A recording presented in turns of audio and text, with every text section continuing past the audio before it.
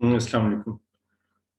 इस लेक्चर में हम देखेंगे logistic regression for multi class और हम कंपेयर करेंगे लॉजिस्टिक रिग्रेशन जब टू क्लास प्रॉब्लम के लिए से डील कर रहे होते हैं तो उसका आर्किटेक्चर क्या है और वर्किंग क्या है, और देन जब हम मल्टी क्लास प्रॉब्लम से डील करेंगे यूजिंग लॉजिस्टिक रिग्रेशन तो उस वक्त आर्किटेक्चर क्या बनेगा और किस तरह वर्क करेगा।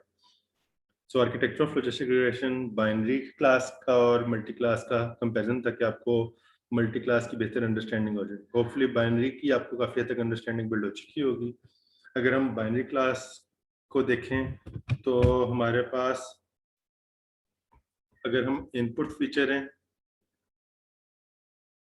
सो ये हमारे पास इनपुट फीचर्स आ रहे हैं।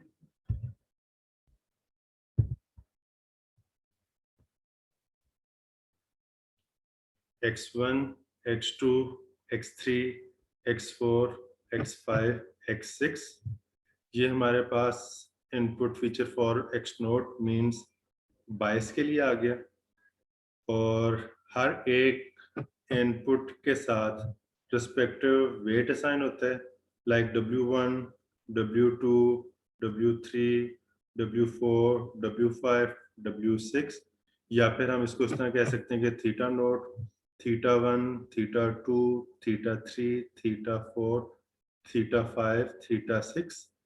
और हम किस तरह काम कर रहे थे कि इनपुट को रिस्पेक्टिव वेट से मल्टीप्लाई करते हैं, means 22 plus x1 w1 plus x2 w2 plus x3 w3 and so on add up करके पास करते हैं। वो हमारे पास आ जाता है रिजल्ट z में। z को पास करते हैं सिग्माइड में। ये हमें वैल्यू रिटर्न करता है बिटवीन 0 एंड 1, और हम थ्रेशोल्ड लगाते हैं कि इफ अगर मेरे पास sig ऑफ z की वैल्यू ग्रेटर देन 0.5 आ रही है तो इसको क्लास 1 से बिलोंग कर दें, अदरवाइज क्लास 0 से बिलोंग कर दें।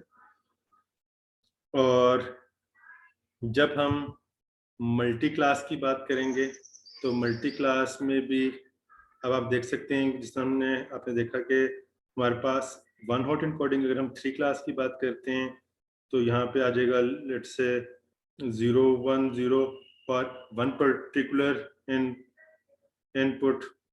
तो यहाँ पे भी मेरे पास क्लास ए आ रही है, क्लास बी आ रही है और क्लास सी आ रही है, और इनपुट फीचर मेरे पास x note, x1, x2, x3, x4, x5 और x6 हैं। अब होगा क्या कि जो अब हमें वेट्स लर्न करने हैं, हर इनपुट फीचर के साथ जितनी क्लासेस हैं उतने वेट्स अटैच होंगे। जितनी क्लासेस हैं x1 फीचर के साथ एक वेट ये अटैच हो रहा है, जो सी के साथ क्लास के साथ जा रहा है एक वेट ये अटैच हो रहा है, एक वेट ये अटैच हो रहा है। सिमिलरली x2 के साथ भी 3 वेट्स अटैच हैं, x3 के साथ भी, x4 के साथ भी। और अब हम इनको डिफरेंट नाम असाइन कर सकते हैं। हम कह सकते हैं कि ना x1 के साथ जो वेट अटैच है that is x11, x12, x13 means ये आ गया x11, x12 ये हमारे पास आ जाएगा, और x13 के थर्ड क्लास है। सिमिलरली x21, x22, x कहना चाहिए, w11 कहना चाहिए। w11 का मतलब है कि पहली इनपुट और पहली क्लास के साथ, फिर पहली इनपुट और दूसरी क्लास के साथ, पहले इनपुट और तीसरी क्लास के साथ। सिमिलरली यहाँ पे भी w21, w22, w23, अगर हम x6 के साथ वेट असाइन करें तो w61, w62 और w63 ये 3 रिस्पेक्टिव वेट्स असाइन हो जाएंगे। और हम इस लेयर पे ऐड करेंगे सॉफ्टमैक्स,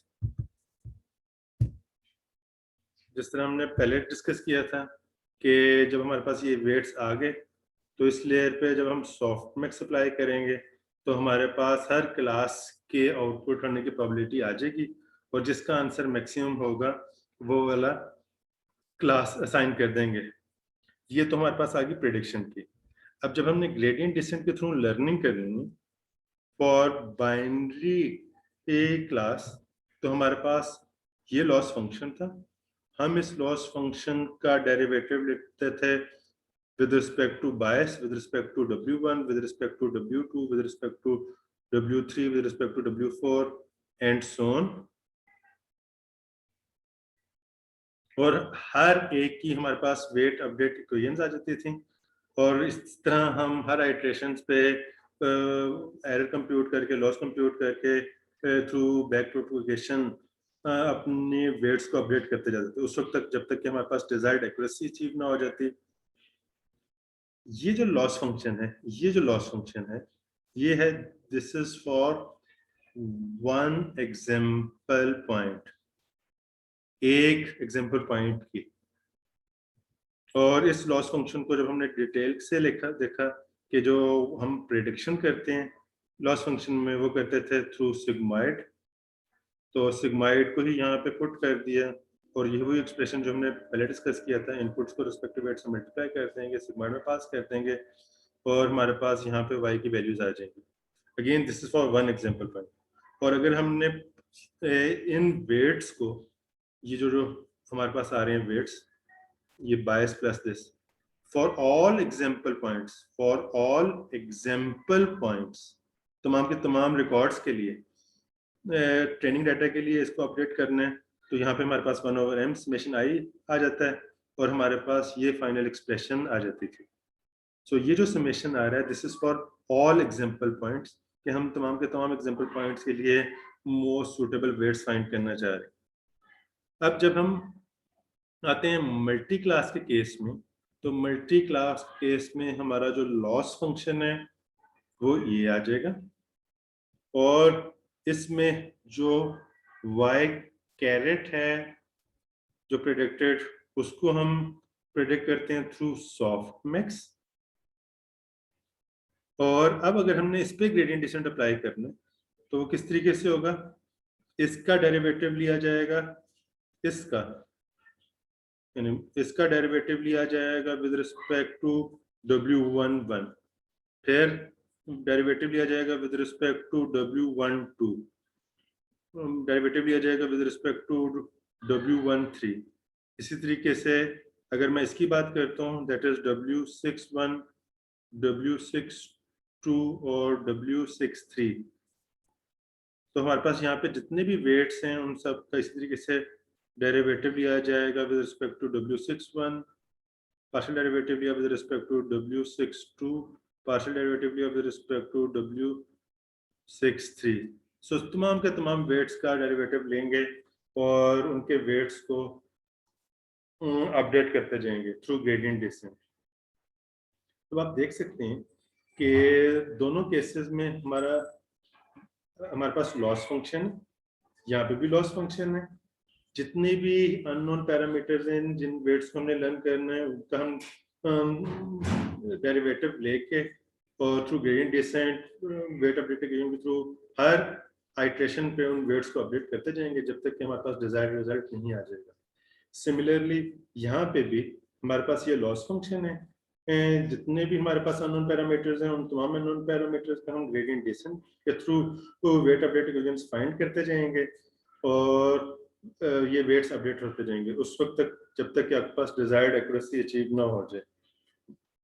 तो जब हमारे पास डिजायर्ड एक्यूरेसी अचीव हो जाएगी तो हमारे पास फाइनल यहाँ पे वेट्स आ जाएंगे, और at the time of testing हम देखेंगे at the time of testing कि मेरे पास एक इनपुट आई, उन इनपुट को इन रिस्पेक्टिव वेट से मल्टीप्लाई किया, और हर क्लास की अब मेरे पास एक आउटपुट वेक्टर आएगा जो कि रिटर्न करेगा लेट्स से वैल्यू 0.5, 0.3, 0.2।